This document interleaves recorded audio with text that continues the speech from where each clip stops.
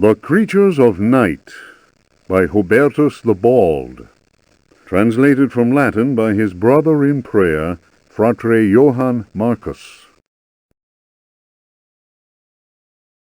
Of monstrosity.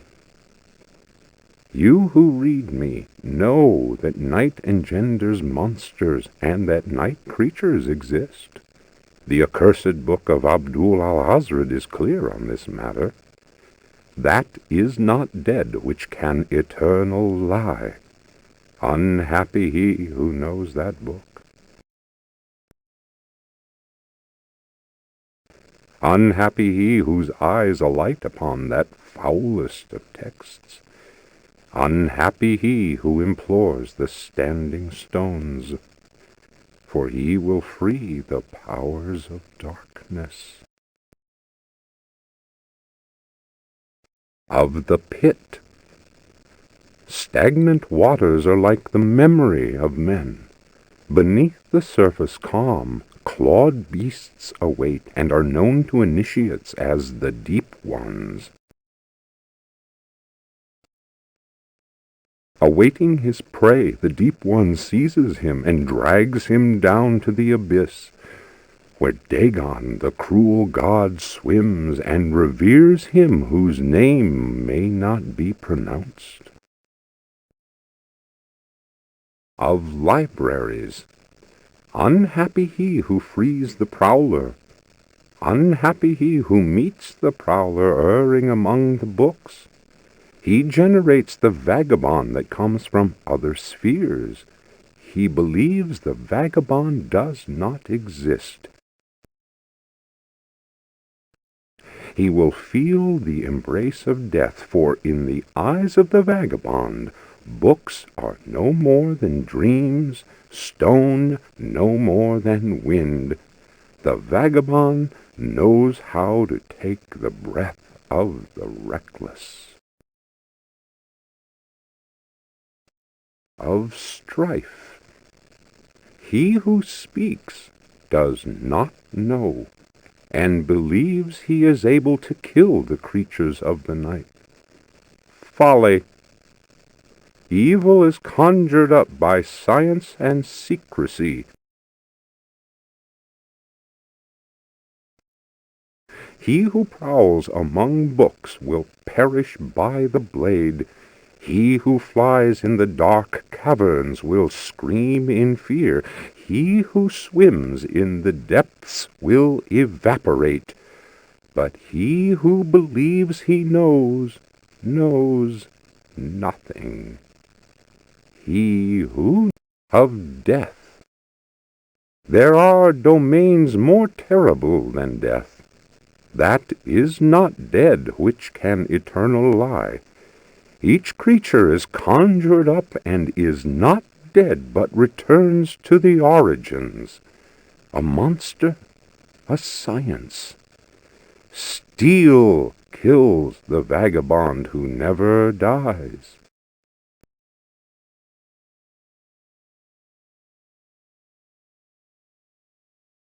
Translator's note. Here ends the manuscript of Hubertus, who died in the library of the convent of Teruel in the year of our Lord 1666. Requiescat in pace.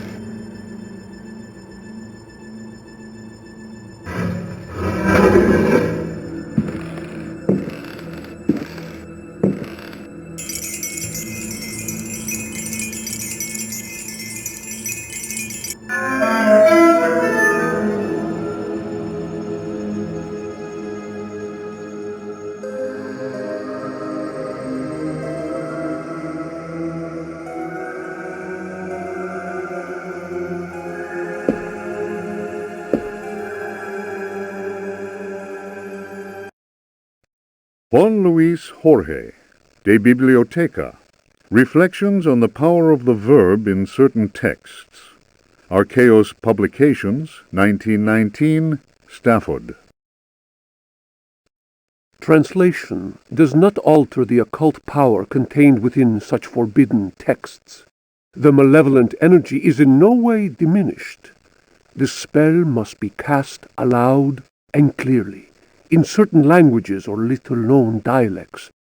Maglafach Fathang.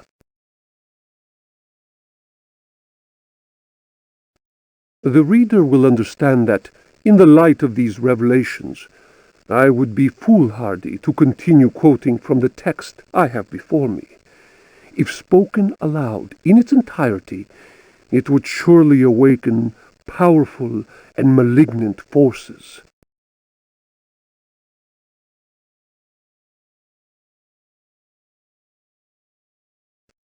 I will go further and say that simple reading of some of the more technical passages describing specific practices is in itself a perilous exercise. The ill-prepared reader can easily fall prey to attacks of demented hysteria, not unlike those described in cases of individuals said to be possessed by evil spirits. I recommend the study made by Zemf, Urbain, Grandier, and Loudon, and the reports made by the Reverend Richard Price concerning a number of astonishing, to say the least, exorcisms carried out in a parish near Providence. Given what I have written, we must be grateful to the librarians of the British Museum, who have never allowed consultation of the work of Al-Azib's startling work, the infamous Necronomicon.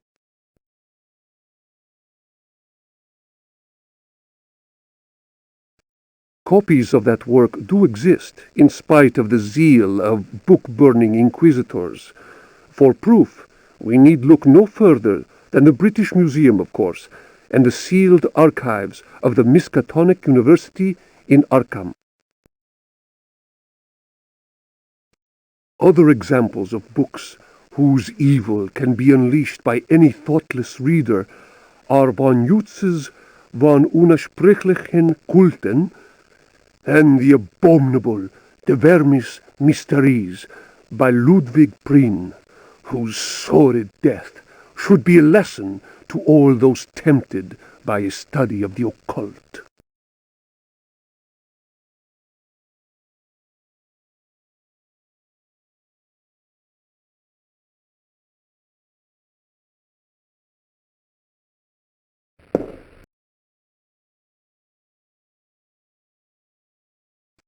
The Sacrificial Dagger, Otto Stern, Lumina Books. The importance placed on ritual sacrifice is constant in religious cult practice. Propitiating the gods is a theme common to many religions. The Old Testament affords many examples. Primitive polytheistic belief systems integrate sacrifice in their rituals as part of the recurrent process of reaffirmation and, naturally enough, group cohesion. The members of their social and religious community come together in an act of purification and atonement.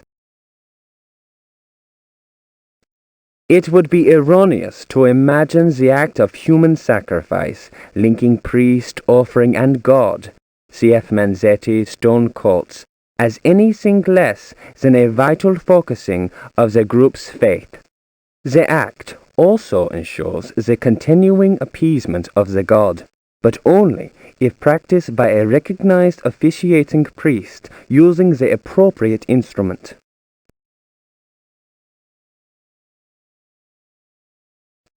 Studies made concerning primitive religious groups bear witness to the central role of sacrifice in living ritual. My own work in the field of ethnopsychology brought me into contact with a sorcerer living in the region of Arkham. He introduced me to the rite of steel, linked to a ceremony known as adoring the black goat of the woods with 1,000 youngs. The god being adored is known as the vagabond.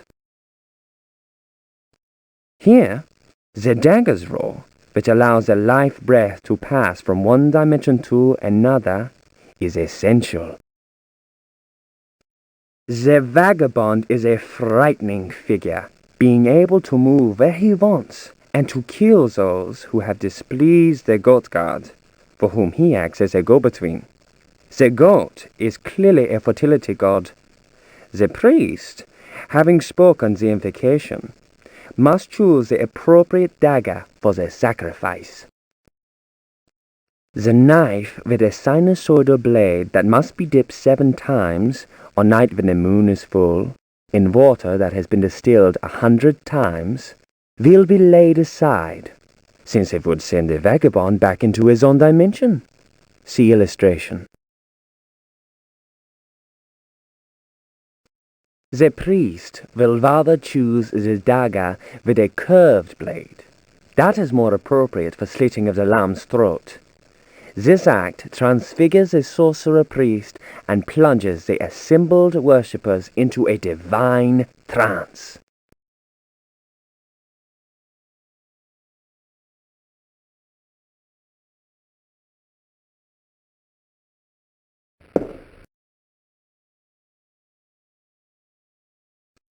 The Book of Yael, Signs of Stone, Eucharistic Rituals of Forbidden Cults. Texts collated by Monsignor Vacher, legate in the Curia of the Vatican. Numerous devilish cults speak of monstrous creatures called the Old Ones. These supernatural beings are believed to be possessed of powers equivalent to those of the gods of antique religions.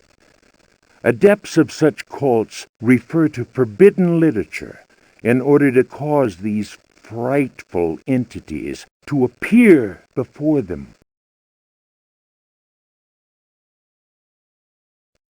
What serious student of folk myths has not come across the names of Cthulhu and Shub-Niggurath?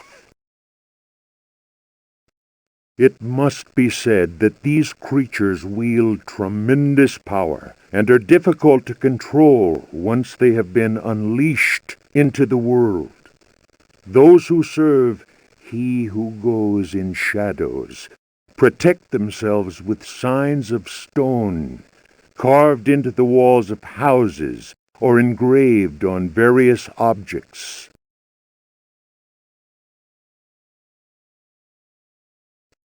For those misguided servants of evil, the best protection appears to be that afforded by the sign of the most ancient gods, engraved in Manar stone, a heavy material said to be disagreeable to the touch. The sinful practices of those who fall into such errors can only lead to the darkest of despair, and are a mortal danger to the soul. Such monsters as those invoked by these foolhardy individuals are engendered when reason drops its guard. Man is easily tempted into perversion. It is why we must forever remain alert and renounce Satan with each breath we take. His ways are infinite in number.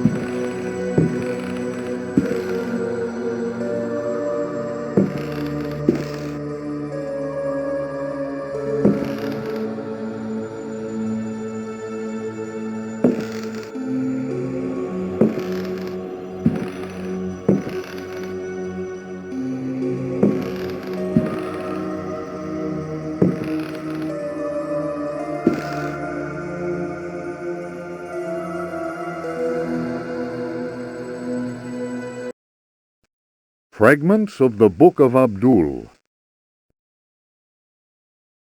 In the antique city of dead Relaya, Cthulhu dreams and waits.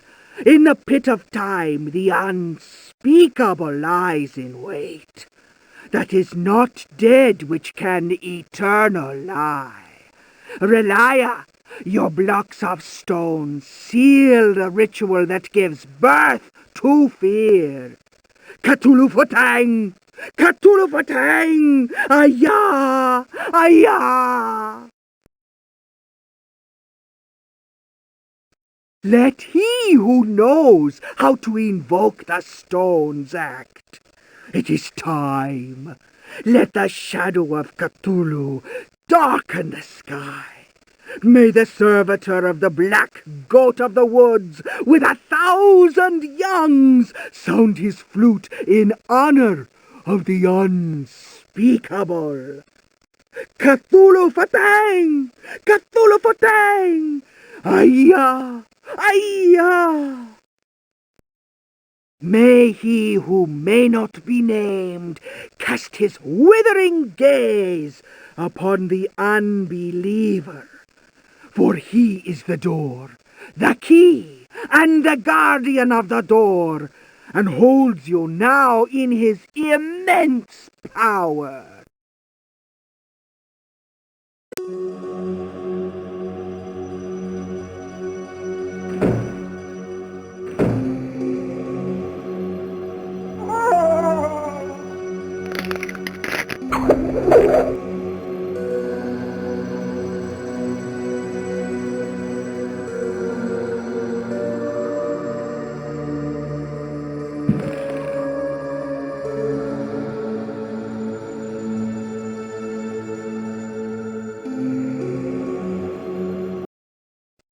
The Sons of the Sun and of the Shadows. Lieutenant Lope de Vega's account of his astounding travels to the land of the Aztecs. "Holy Christ!" cried Captain Cortez, astonished by the strange rite we beheld. We found the savages half naked. They were throwing balls of silver and gold at each other. They laughed as if demented, clearly maddened by some heathen drug. And yet, should one of them fail to catch the ball thrown in his direction, the poor devil was seized and dragged off to be sacrificed in their temple. As we discovered, this frightful game was a ritual most holy to them, and symbolized the movement of the heavenly bodies. The dropping of a ball foretold a catastrophe. That is what the Aztecs believed in their godless ignorance. Their countless deities could only be appeased through endless human sacrifices. The victim's heart, which was still beating, lay in the hand of the murderous priest. The interior of the temple was surprisingly cool. The weight of our armor, our exhaustion, even the burden of our suffering, they were all banished by a sense of awe that the crudely magnificent altar instilled.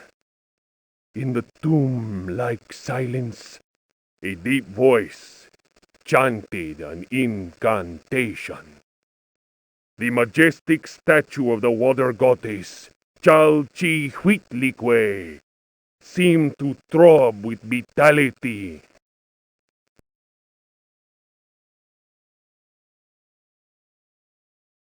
This massive stone, draped in a golden cloak and studded with precious stones, was coming to life before our very eyes.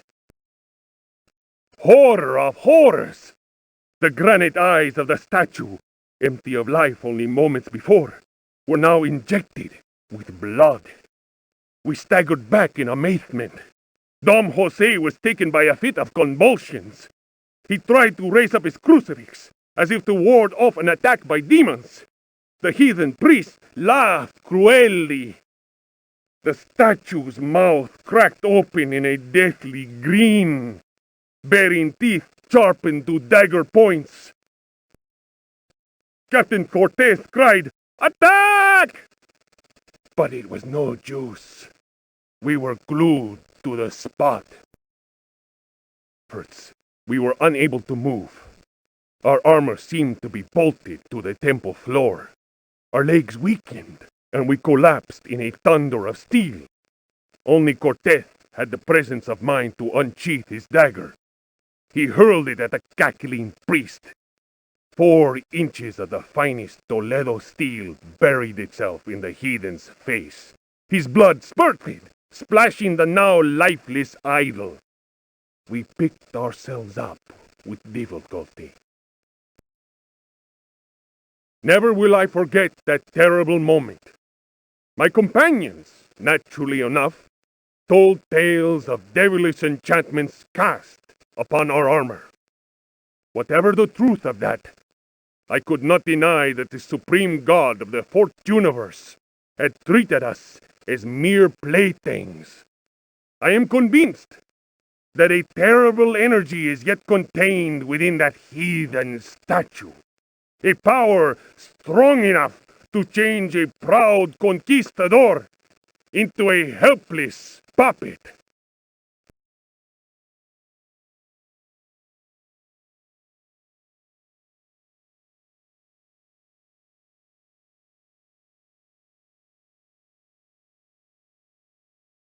Drawing of Chalchihuitlicue by Dom Jose de la Sierra, done before the destruction of the Aztec temple of Tenochtitlan.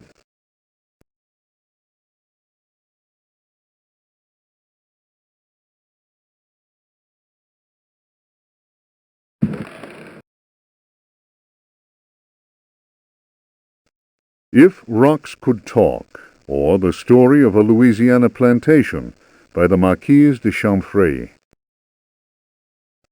After the criminal selling off of Florida by the foul usurper, my father elected to remain in this inhospitable land, where we were free at least to express our royalist feelings, and hope our country would come to its senses. In 1818, a certain Pickford bought up Ledoux's land, after the poor fellow had ruined himself in unfortunate speculation. Pickford soon turned out to be the most loathsome human we had ever encountered.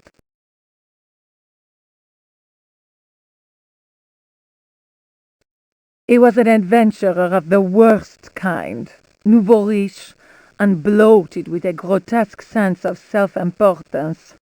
First came the incessant army of men with shovels, digging into the mountain of earth that was to fill in the surrounding swamp. The undertaking was quite stupendous. We learned from a slave that the final objective was to connect the existing caves with another one of gigantic proportions.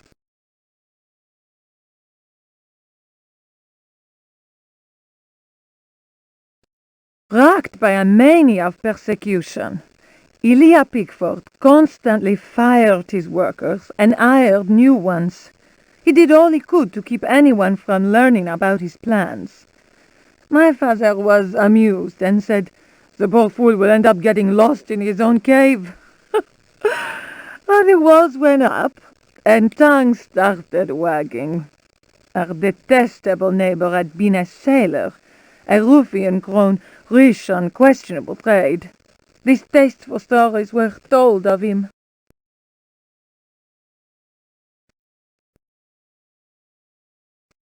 When the work was finished, Pickford invited us to the opening of his rambling mansion, which he named Dэрsëto.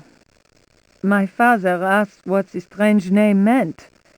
Pickford answered, Dэрsэto reminds me of Astarte, the fertility goddess. Around here, the name is Shub-Niggurath. I believe that a name so steeped in evil should be said aloud came as not such a shock to my father, as he himself confided in me some while later.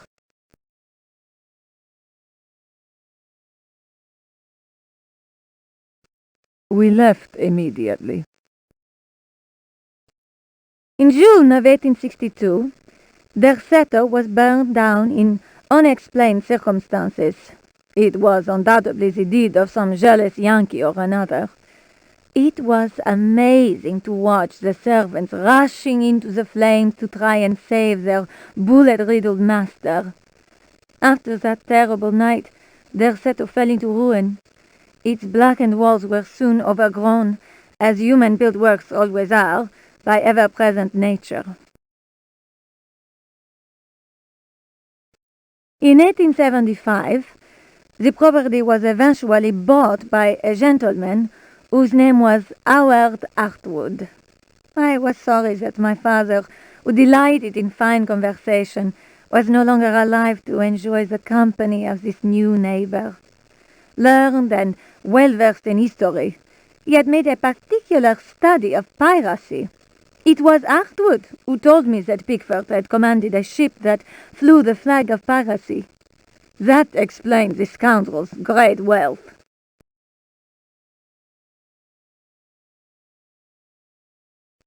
Hartwood was fascinated by Pickford and undertook a great deal of research in an attempt to find some treasures that he was convinced the pirate had hidden.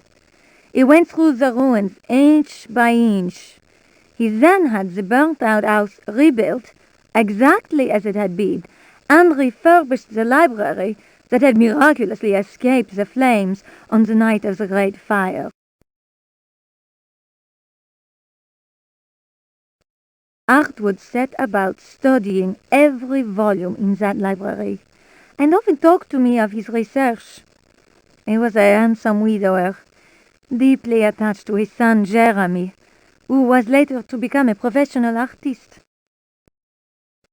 Hartwood worked incessantly, first from the room I offered him, then from his own freshly restored home, which he rebaptized Dэрsëto. I imagine he hoped to enlist the help of the god of good fortune in his treasure hunt. As far as I have ever been able to tell, all his searching came to nothing. There were no lost treasures to be found at Dэрsëto. I learned of Hartwood's death while I was in Paris.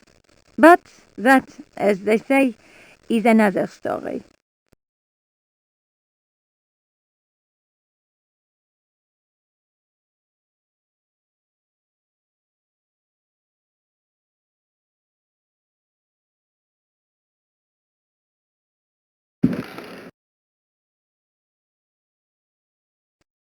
Unfinished chapter of Terra Incognita by Jacob van Ostade. A hitherto unpublished fragment of the manuscript unearthed following indications furnished in the Vatican Library's Expurgatory Index. In those icy and unwelcoming lands, the rites of wizards and healers are deeply rooted in ancient legend. Mysterious and cruel beings are thought to have ruled over the Arctic plains in times past. A cursed city, enclosed by massive walls, is believed to stand to this day. It contains fabulous treasures and is inhabited by the degenerate descendants of those who instilled centuries of terror in the hearts of the people.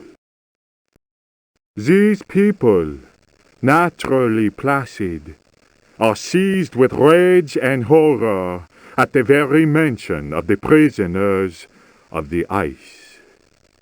Were these dreadful captives to be freed from their frozen cells, they would reap a horrifying tribute of human flesh.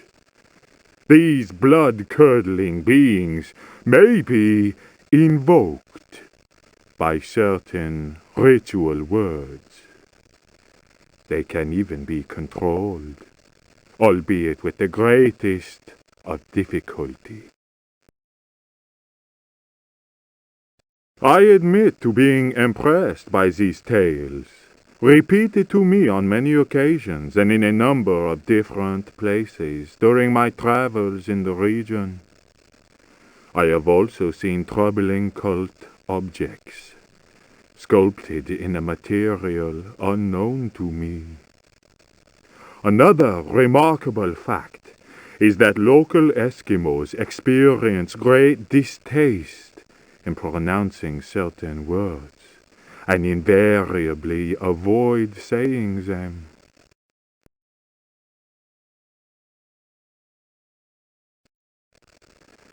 Here is a living example of the power that words contain. As it is said in the Bible, in the beginning was the Word.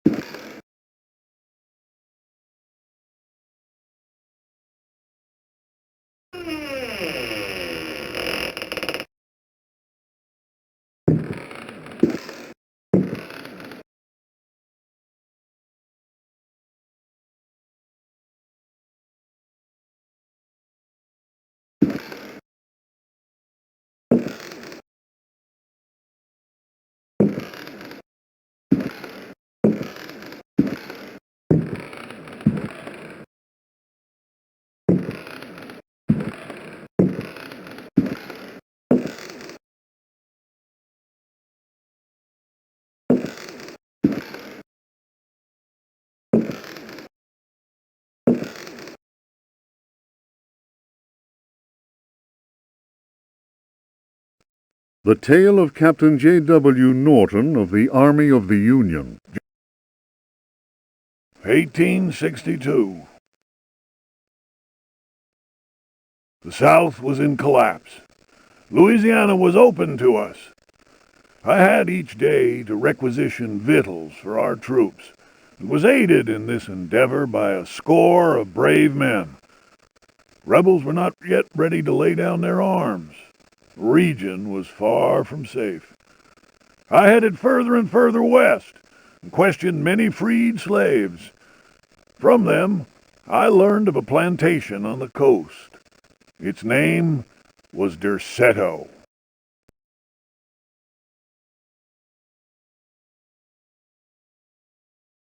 We received a less than hearty welcome. Only Pickford, the owner, behaved in a friendly manner. While my men counted cattle and grain reserves, I learned what I could from him. The man was most unusual and possessed an extraordinarily cultured mind. At nightfall, I gave orders for the men to bivouac at Dэрsэto. Pickford invited my second-in-command, Lieutenant Patterson, and myself to dine.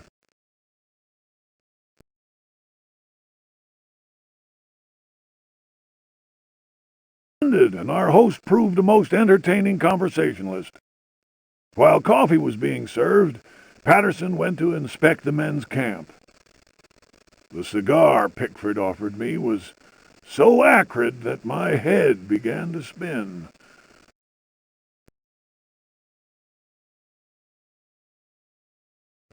I remembered campfire tales of fellow officers trapped by devilish Confederate tricks.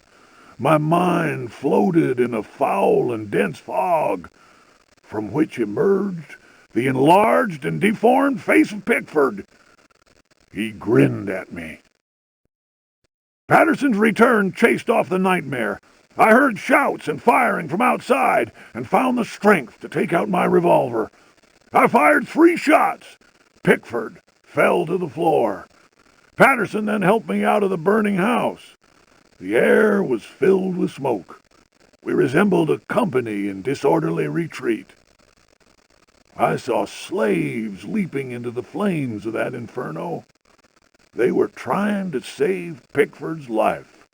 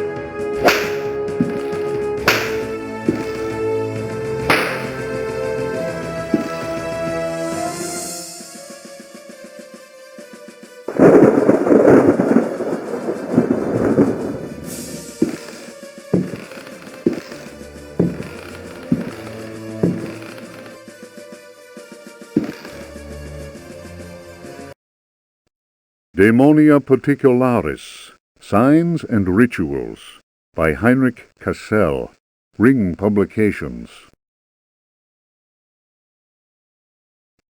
The ritual of invocation demands that the officiant be pure.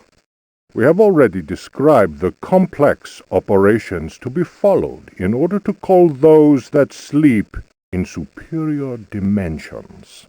We shall, for the present, limit ourselves to the sign of mutual recognition used amongst their number by adepts of the cult of the Old Ones.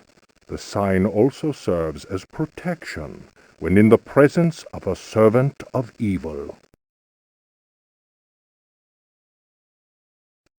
The sign resembles a blessing, save that the first and little fingers are both folded beneath the thumb, whilst the second and third fingers are held up.